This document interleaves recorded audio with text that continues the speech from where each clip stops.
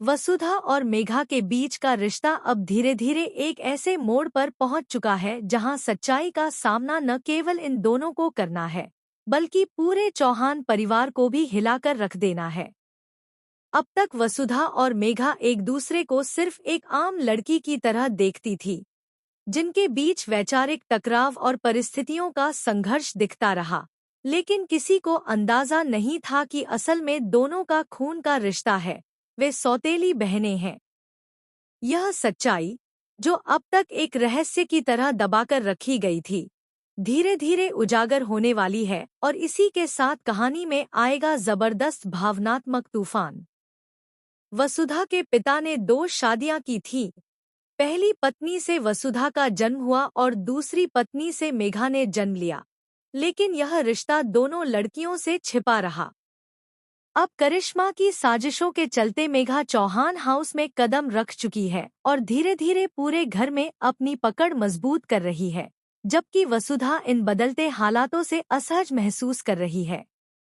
करिश्मा ने बड़ी चालाकी से मेघा को मोहरा बनाकर घर में भेजा है, लेकिन मेघा केवल एक प्यादा नहीं है, वह खुद भी अब चालें चलना जानने लगी है।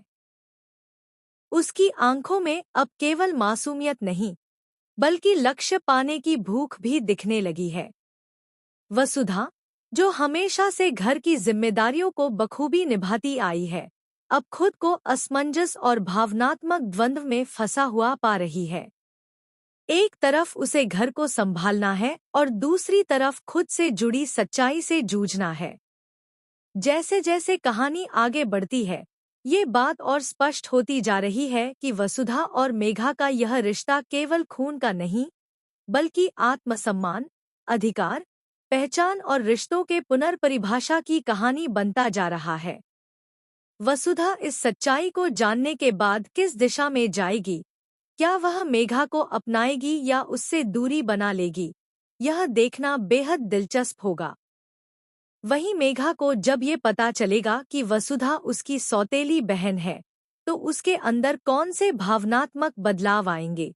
क्या वह खुद को ठगा हुआ महसूस करेगी या एक बहन की तरह वसुधा की तरफ कदम बढ़ाएगी? यह कहानी का अहम हिस्सा बनने वाला है। इन दोनों के बीच का रिश्ता इस समय बहुत नाजुक मोड़ पर है, जहां एक भी गलतफहमी या साजिश इसे पूरी तरह तोड़ सकती है।